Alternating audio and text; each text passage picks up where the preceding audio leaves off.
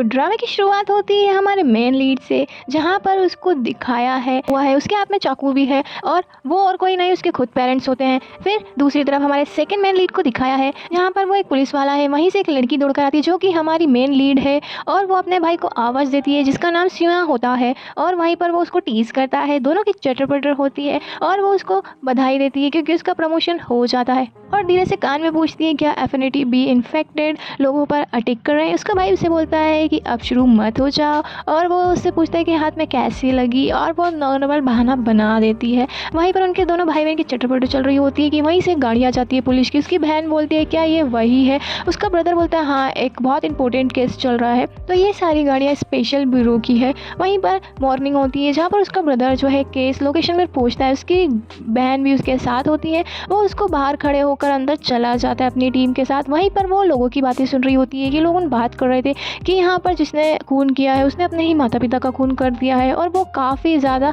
गुस्से में रहता है और कभी हंसता भी नहीं है। फिर यहाँ पर एंट्री होती है हमारे मेन लीड की और ये उसी के बारे में बात कर रहे थे। यहाँ पर दोनों का इंट्रोडक्शन फर्स्ट टाइम होता है। वहाँ से मेन लीड सेकेंड लीड दोनों आ रहे होते हैं शिंग पे जो कि उसकी पार्टनर है और वो उसको बहुत ही ज़्यादा क्रीपी स्माइल देता है और वो इसको घूरता रहता है। उसका भाई नोटिस करता है कि ये उधर क्या देख रहा है लेकिन उसे ऐसा लगता है कि वो वहाँ पर शायद कुछ और देख रहा है। वहीं पर वो एक ईमेल बॉक्स को ओपन करने को बोलता है लेकिन वहाँ पर तो कुछ होता ही नहीं है, लेकिन वो तो उसकी बहन को ही देख रहा था।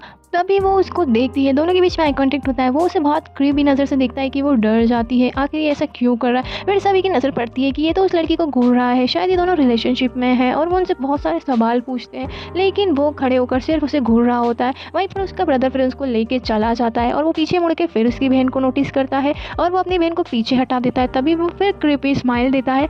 फिर वहीं पर सीन दिखाया है हमारी मेन लीड कार में सो रही होती है और उसकी नींद खुलती है तो वहाँ पर एक बहुत ही ज़्यादा ड्रीमी सा सीन दिखाया है और वो देखती है कि वहाँ से एक बहुत ही ज़्यादा एडोरेबल डियर खड़ा हुआ है। वो उसे देखती है, वो बिल्कुल भी रियल नहीं लग रहा था। तभी उसकी फ्रेंड आके उसको चौंका देती है और बोलती है कि चलो सूप रेडी है और वो दोनों बैठ कर सूप पीते हैं। उसकी फ्रेंड बोलती है ये सूप तो मुझे कुछ जादू ही लग रहा है और वो उसको टेस्ट करती है। उसका पेट दुखता है और पेट खराब हो जाता है तो वो मशरूम का जो सूप है उससे बोलती है कि ट्राई मत करना और चली जाती है। तभी उसकी फ्रेंड कहना नहीं मानती है और वो भी उसको टेस्ट करती है और बोलती है कि स्पाइसी है। फिर वहाँ से वापस से एडमिशन ब्यूरो की जो है कार्ड्स जा रही होती है। लगता है कुछ बड़ा मैटर फंस गया है। वहीं पर एफिनिटी बी इन्फेक्टेड लोगों ने सब पर हमला कर दिया है और एक ट्रक में भर के जा रहे थे। वहीं पर वो जंगल में थी तभी उसे कोई आकर जो है डरा देता है।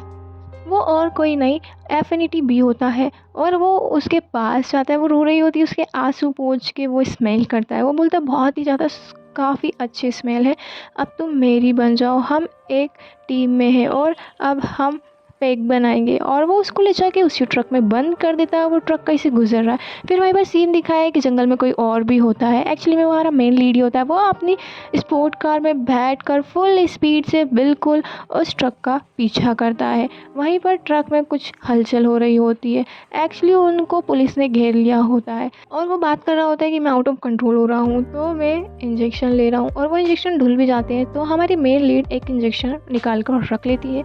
वहीं पर पुलिस हेलीकॉप्टर से, कार से, सब जगह से उनका पीछा कर रही होती है और उनका एक आदमी मर भी जाता है। तभी वो हमारी मेन लीड को आगे कर देता है और गोलियां चला ही रहा होता है। साथ में उसी के हाथ में इंजेक्शन भी होता है और वो बेचारी रो रही होती है। और यहाँ पर हमारा मेन लीड फटाफट से गाड़ी लेकर आता है। वो कैसे ना कैसे उस ट्रक को रोकने की कोशिश करता है और अब वो सोच रही होती है कि अब तो मैं गई, अब मेरा बचना नामुमकिन है। तभी वो देखती है कि एक मेन लीड जो कि एक लड़का है, वही जिसको उसने देखा था, वो आ रहा है और उसने ट्रक के आगे गाड़ी लगा दी। ट्रक काफ़ी फुल स्पीड में जा रहा होता है। पुलिस भी कुछ नहीं कर पा रही होती है लेकिन हमारा मेन लीड अपनी कार में बैठकर बहुत कुछ कर रहा होता है। वो उस ट्रक को रोकने के लिए केबल बिछाता है और वो ट्रक हवा में पलट जाता है। हमारी मेन लीड बाहर फेंका जाती है और तभी वो आकर उसे बचा लेता है और वो लोग एक बिल्डिंग में घुस जाते हैं और एक फूल के गुलदस्ते में टकरा जाते हैं।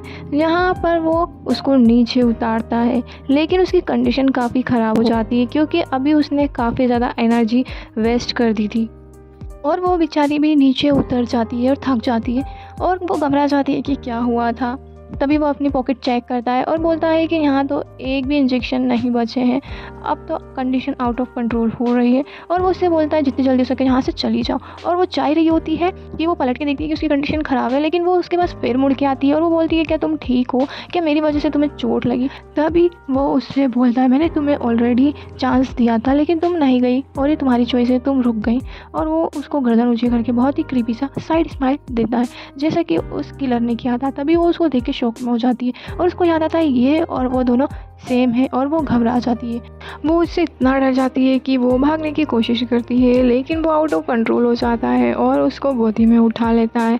तब भी वो निकलने की कोशिश करती है, लेकिन वो उसको इस तरीके से कंट्रोल करता है, उसकी गर्दन पकड़ लेता है और उसको किस करने की कोशिश करता है और जैसे तैसे वो उसको रोक रही होती है क्योंकि और वहाँ से निकलने की कोशिश करती है, लेकिन वो उसको इस तरीके से पकड़ लेता है। पहले ही तो वो डरी हुई होती है क्योंकि उसको पता है वो यहाँ पर भी बुरी फंसी है और वो हार मान लेती है एक तरह से, क्योंकि वो रुक ही नहीं रहा था। वो बेचारी रो रही होती है, लेकिन उसे उस पर बिल्कुल भी दया नहीं आ रही होती है क्योंकि वो तो अनकंट्रोल हो रहा था।